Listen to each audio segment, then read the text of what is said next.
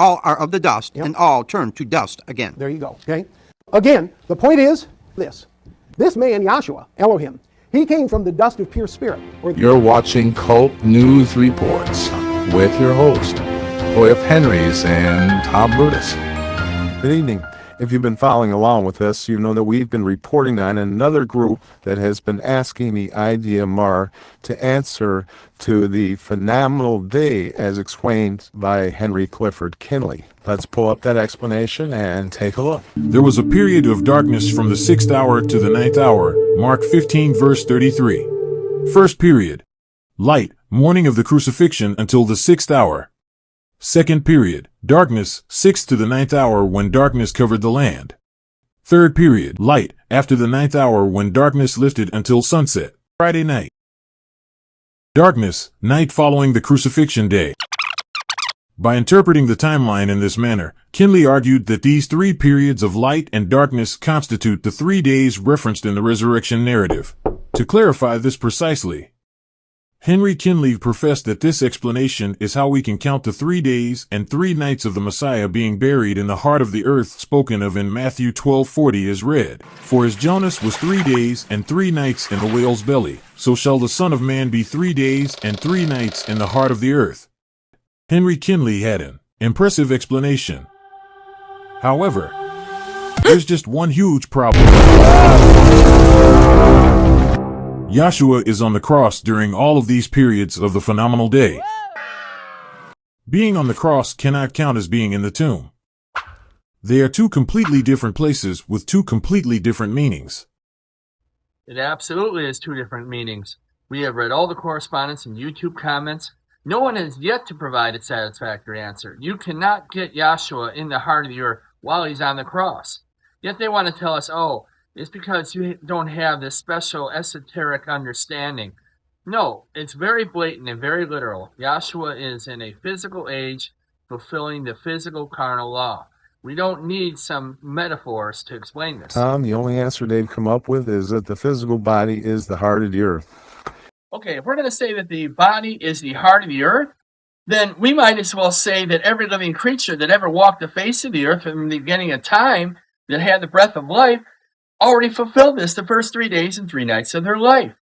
No, man, that's not how this works.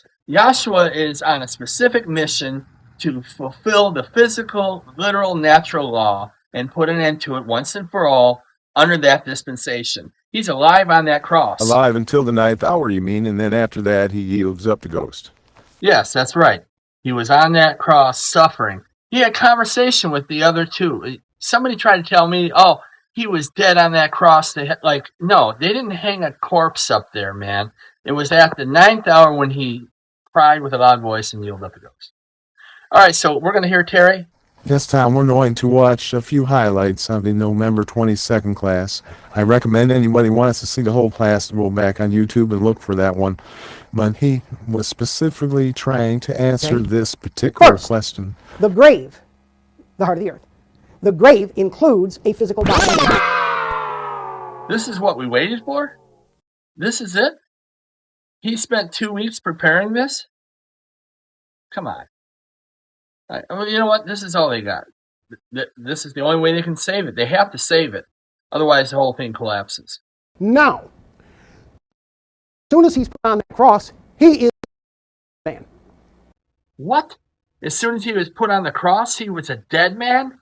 No, he's going to suffer on that cross as the sun became dark, the life drained out of him. That's the way Kinley explained this thing.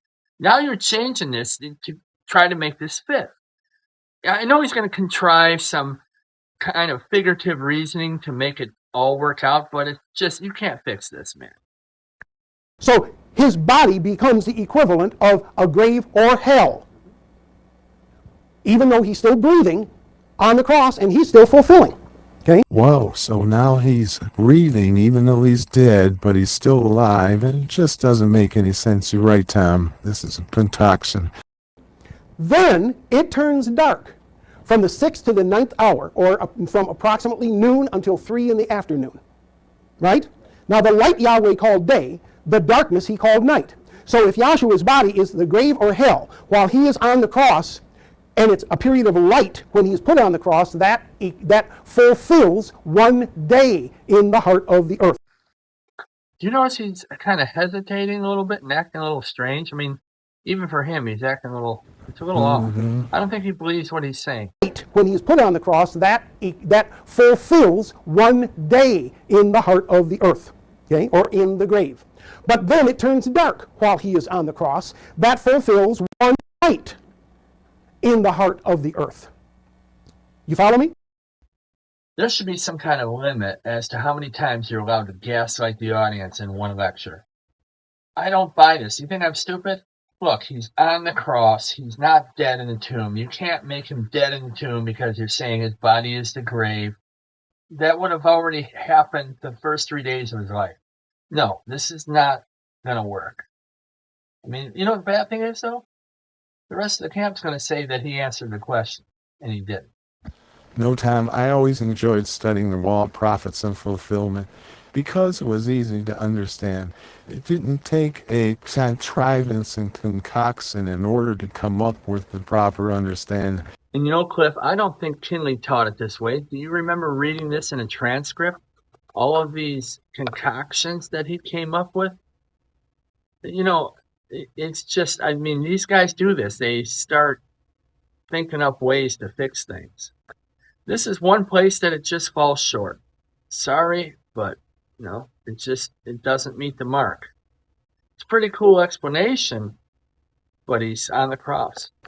Yeah, you're right. I don't remember reading any transcript or hearing any tape of him describing it that way. And you know, if it turns out that he actually did teach it that way, I'd have to say this is one place that didn't make any sense.